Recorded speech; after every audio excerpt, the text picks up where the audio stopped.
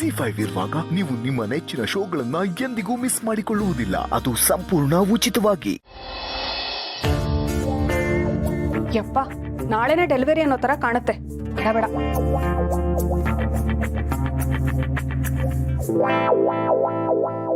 ಆರು ತಿಂಗಳು ಅನ್ಸುತ್ತಲ್ಲ. ಇದೆಲ್ಲ ಯಾಕೆ ಬೇಕು ನಿನಗೆ?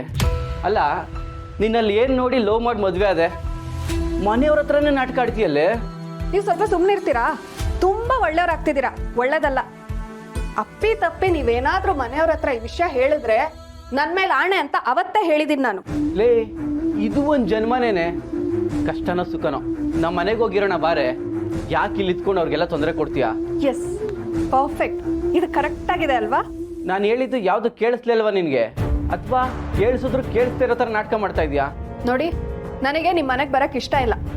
ನಿಮ್ಮ ಅಪ್ಪನ ಮುಖ ನೋಡಿದ್ರೆ ನನ್ಗೆ ಇರಿಟೇಟ್ ಆಗುತ್ತೆ. ಇಲ್ಲಿ ಸತ್ಯ ಗೊತ್ತಾದ್ರೆ ನನ್ನ ಓಡಿಸ್ತಾರೆ. ಅದಕ್ಕೆ ನಾಟಕ ಆಡ್ದೆ ನನಗೆ ಬೇರೆ ವಿಧಿ ಇಲ್ಲ.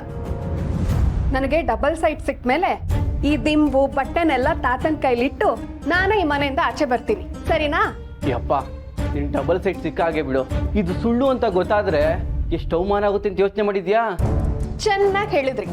ಈ ಅವಮಾನ ಎಲ್ಲ ನಾವ್ ತಗೊಂಡ್ ಹಾಗೆ ರೀ. ಎಲ್ರು ಬೈತಾರ, ಕೇಳಿಸ್ಕೊಬೇಕು. ಆದ್ರೆ ಕೊನೆಗೆ ಅದ್ಯಾವ್ದು ನಮ್ಗೆ ಅಲ್ವೇ ಅಲ್ಲ ಅನ್ಕೊಂಡು ಮುಂದಕ್ಕೆ ಹೋಗ್ತಾ ಇರ್ಬೇಕು. ಈಗ ನೋಡಿ, ಈ ನಾಟಕ ಆಡೋದ್ರಿಂದ ನಷ್ಟಕ್ಕಿಂತ ಲಾಭನೇ ಜಾಸ್ತಿ. ಅಲ್ಲಿ ಅಭಿ ಮದ್ವೆ ಬೇರೆ ಸೆಟ್ ಆಗಿದೆ. ಈ ಟೈಮಲ್ಲಿ ನಾನು ಹೀಗೆ ಹೊಟ್ಟೆ ಇಟ್ಕೊಂಡು ಓಡಾಡ್ತಿದ್ರೆ ಎಲ್ರು ನನ್ನ ಪ್ರೀತಿಯಿಂದ ಮಾತಾಡಿಸ್ತಾರೆ. ಯಾರಿಗ್ ಗೊತ್ತು, ಶ್ರೀಮಂತರು ಬೇರೆ ಚಿನ್ನ ಪನ್ನ ಅಂತ ತಂದು ಹಾಕ್ಬೋದು. ಆಮೇಲೆ ಅಮ್ಮನ ಮನೇಲಿ ಸೀಮಂತನೂ ಮಾಡ್ಬೋದು. ಇಷ್ಟೆಲ್ಲ ಆಗುತ್ತೆ ಅನ್ನೋದಾದ್ರೆ ಒಂದ್ 4 ಅವಮಾನದ ಮಾತನ್ನ ಕೇಳೋದೇನು ದೊಡ್ಡದ? ನಿನ್ನ ಹತ್ರ ಮಾತಾಡ್ತೀನಲ್ಲ, ನನಗ್ ಬುದ್ಧಿ ಇಲ್ಲ. ಅದ್ ಸರಿ, 9 ತಿಂಗಳಾದ್ಮೇಲೆ ಬಂಗಾರ ಎತ್ಕೊಡ್ತೀಯಾ?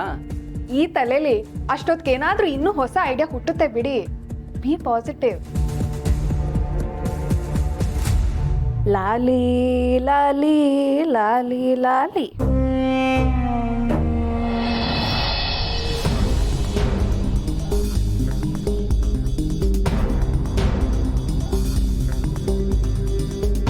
ನಿಮ್ಮ ತಾಳ್ಮೆ ದೊಡ್ಡದು. ಪಾಪ ಎಲ್ಲ ಕೆಲಸನೂ ಎಷ್ಟು ಖುಷಿಯಿಂದ ಮಾಡ್ತೀರಾ ಅಲ್ವಾ? ನೀವು ಇಲ್ಲಿಗೆ ಬಂದು ಎಲ್ಲ ಕೆಲಸನೂ ನೀವಿಬ್ಬರೇ ಮಾಡ್ತೀನಿ ಅಂದರೆ ಹೇಗೆ? ನನ್ನ ಗಂಡನ ಜವಾಬ್ದಾರಿ ನಂದು, ಕೊಡಿ ಅಂತ ಅನ್ನಿಸ್ತೀನಿ. ನೀವು ಯಾವಾಗಲೂ ಮನೆ ಜವಾಬ್ದಾರಿ ಎಲ್ಲ ಹೊತ್ಕೋತೀರಾ. ಇಲ್ಲಿ ಬಂದಾದರೂ ಸ್ವಲ್ಪ ಆರಾಮಾಗಿರ್ಲಿ ಅಂತ ಅನ್ಕೊಂಡೆ. ಇಲ್ಲಿ ಬಂದಿರೋದೆ ಫ್ಯಾಮಿಲಿ ಜೊತೆ ಟೈಮ್ ಸ್ಪೆಂಡ್ ಮಾಡೋಕ್ಕಲ್ವಾ? ಕೊಡಿ, ನಾನು ತಿನ್ನಿಸ್ತೀನಿ. ಹಾಗೆ ಇವ್ರ ಜೊತೆ ಸ್ವಲ್ಪ ಟೈಮ್ ಸ್ಪೆಂಡ್ ಮಾಡಿದಾಗ ಆಗುತ್ತೆ. ಸ್ವಲ್ಪ ಏನು, ಇನ್ನೇನು ಇವ್ರು ಪೂರ್ತಿ ಹುಷಾರಾಗೇ ಬಿಡ್ತಾರೆ. ಆಮೇಲೆ ನೀವು ಪೂರ್ತಿ ಸಮಯನ ಇವ್ರ ಜೊತೆನೆ ಕಳಿಬೋದು. ಇವ್ರನ್ನ ಸಂಪೂರ್ಣವಾಗಿ ಹುಷಾರು ಮಾಡಿಸಿ ನಿಮ್ಗೆ ಒಪ್ಪಿಸ್ತೀನಿ. ನಿಮ್ಗೆ ಇನ್ನೊಂದು ವಿಷಯ ಹೇಳಬೇಕು. ನಿನ್ನೆ ನಾನು ಮಾಧವ್ ಅವರು ಮಹೇಶ್ ಅವ್ರನ್ನ ತೋಟಕ್ಕೆ ಕರ್ಕೊಂಡು ಹೋಗಿದ್ವಲ್ಲ, ಆಗ ಅದ್ಯಾರೋ ಚಂದ್ರಕಾಂತ್ ಅಂತಿದ್ದಾನಲ್ಲ, ಅವನು ಬಂದು ಮಹೇಶ್ ಅವ್ರನ್ನ ಕರ್ಕೊಂಡು ಓಡ್ ಹೊರಟಿದ್ದ.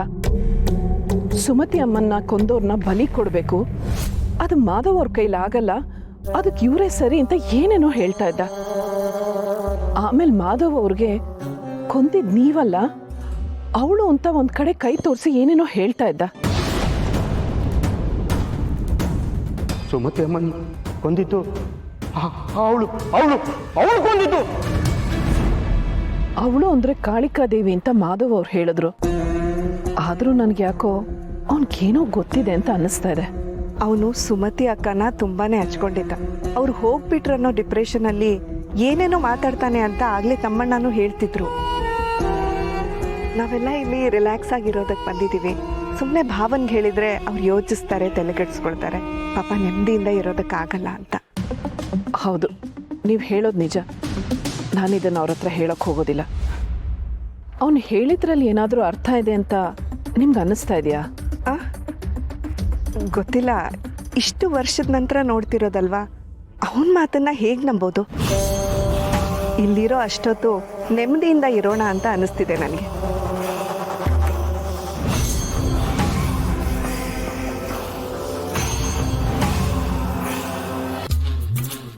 ಹಲೋ ನಾಣಿ, ನಾನು ಕಣೋ ದತ್ತ. ನಾಣಿ, ನಿನ್ನಿಂದ ಒಂದು ಹೆಲ್ಪ್ ಆಗಬೇಕಲ್ಲೋ. ನಿನ್ನ ಮಗ ಯಾವುದೋ CCTV ಕ್ಯಾಮ್ರಾ ಮಾರೋ ಕಂಪ್ನಿನಲ್ಲಿ ಕೆಲಸದಲ್ಲಿದ್ದಾನಲ್ವಾ? ನಾನು ನಮ್ಮ ಮನೆಗೆ ಎಲ್ಲ ಕಡೆನೂ CCTV ಕ್ಯಾಮ್ರಾ ಹಾಕಿಸ್ಬೇಕಣೋ. ಎಷ್ಟಾಗತ್ತೆ ಅಂತ ಅವ್ನು ಕೇಳ್ತೀಯ? ಯಾಕೆ ಅಂತನಾ? ಅಯ್ಯೋ ನಾನೇ ನಮ್ಮನೇಲಿ ಇತ್ತೀಚೆಗೆ ಕಳ್ತನ ಸಿಕ್ಕಾಪಟ್ಟೆ ಜಾಸ್ತಿ ಆಗಿಬಿಟ್ಟಿದೆ ಕಣೋ. ಅದಕ್ಕೆ ಎಲ್ಲ ಕಡೆನೂ CCTV ಕ್ಯಾಮ್ರಾ ಹಾಕ್ಸೋಣ ಅಂತ. ಅದಕ್ಕೆ ಸರಿ ಬೇಗ ಹೇಳು.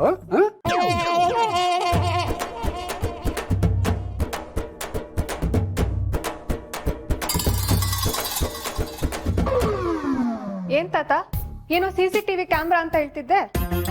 ಓಹೋ, ನೀನು ಒಡವೆ ದುಡ್ಡು ಕಲಿಯೋದಷ್ಟೇ ಅಲ್ಲದೆ ನಮ್ಮ ಮಾತನ್ನೂ ಕತ್ ಕೇಳಿಸ್ಕೋತೀಯಮ್ಮ.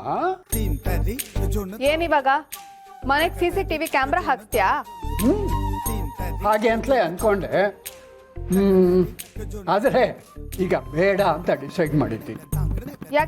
ಯಾಕೆ ಅಂದರೆ ಆಮೇಲೆ ನೀನು ಆ CCTV ಕ್ಯಾಮ್ರಾನೇ ಕದ್ದು ದುಡ್ಡು ಮಾಡ್ಕೋತೀಯಲ್ಲ, ಅದಕ್ಕೆ.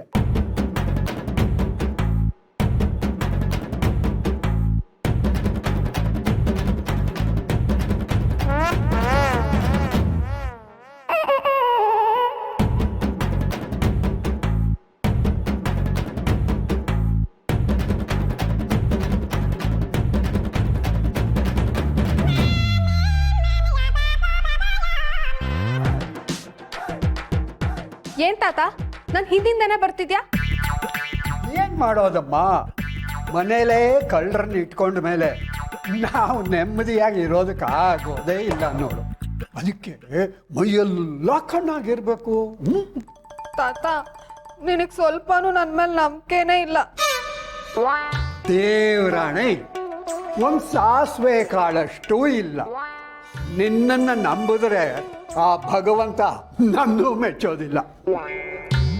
ನೋಡೋಣ, ತಾತ ನಾನು ಎಲ್ಲಿ ಹೋದ್ರು ನನ್ನ ಹಿಂದಿಂದನೇ ಬರ್ತಿದ್ದಾರೆ. ಒಳ್ಳೇದೇ ಆಯ್ತು. ನಾವಿಷ್ಟು ದಿನ ಕೆಲಸ ಮಾಡದೇ ಇದ್ದಿದ್ದಕ್ಕೆ ಈಗ ಪಾಡ್ ಪಡ್ತಾ ಇದೀವಿ. ನೋಡು ನೋಡು, ನೀನು ಕಾಯ್ತಿರ್ತೀಯಲ್ವಾ ನನ್ನ ಉರ್ಸೋಕೆ? ಅಲ್ಲ ಅಣ್ಣ, 2.5 ಲಕ್ಷ ಬಂತು. ಅದನ್ನ ಬೇರೆ ಕಡೆ ಎಲ್ಲಾದ್ರೂ ಇನ್ವೆಸ್ಟ್ ಮಾಡಿ ಈಸಿಯಾಗಿ ಹೆಚ್ಚಿಗೆ ದುಡ್ಡು ಬರೋ ತರ ಸಂಪಾದನೆ ಮಾಡೋದು ಹೇಗೆ ಅಂತ ನನ್ನ ಹತ್ರ ಒಂದ್ಸಲನಾದ್ರೂ ಸಜೆಷನ್ ಕೇಳ್ಬೇಕಿತ್ತಲ್ವಾ?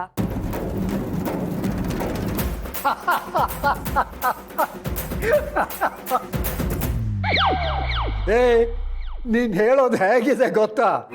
ಒಬ್ಬ ಕುಡುಕನ ಹತ್ರ ಒಂದು ಬಾಟ್ಲ್ ಕೊಟ್ಬಿಟ್ಟು ಇದನ್ನ ಜೋಪಾನವಾಗಿ ನೋಡ್ಕೊಪ್ಪ ಅಂತ ಹೇಳ್ದಾಗಾಯ್ತು. ನೆಗದು ಬಿತ್ತು ನಿನ್ನ ಹತ್ರ ಸಜೆಷನ್ ಅಂತೆ. ಸದ್ಯ ಇರೋ ದುಡ್ಡನ್ನ ನಿನ್ನಿಂದ ಉಳಿಸ್ಕೊಳ್ಳೋದು ಹೇಗೆ ಅಂತ ಅನ್ನೋದೇ ನಮಗೂ ಒಂದು ದೊಡ್ಡ ಚಾಲೆಂಜ್. ನೀ ಸ್ವಲ್ಪ ಸುಮ್ಮನಿರ್ತೀಯಾ? ಈ ಹಳೆ ಕಾಲದವ್ರಿಗೆ ಹೊಸ ಇನ್ವೆಸ್ಟ್ಮೆಂಟ್ ಐಡಿಯಾಗಳೇ ಗೊತ್ತಿರಲ್ಲ, ತಿಳ್ಕೊಳಕ್ಕೂ ಟ್ರೈ ಮಾಡಲ್ಲ. ಅಲ್ಲ ಅಣ್ಣ, ನಿನಗಾದ್ರೂ ಗೊತ್ತಾಗೋದ್ ಬೇಡ್ವಾ? ಈ ಕಾರ್ ಹಾಕಿದ್ರೆ ತಿಂಗಳಿಗೆ ನಿಂಗೆ ಎಷ್ಟು ದುಡ್ಡು ಬರುತ್ತೆ? ಅಪ್ಪಬ್ಬ ಅಂದ್ರೆ 30,000. ಸಾಕ ನಿಂಗದು?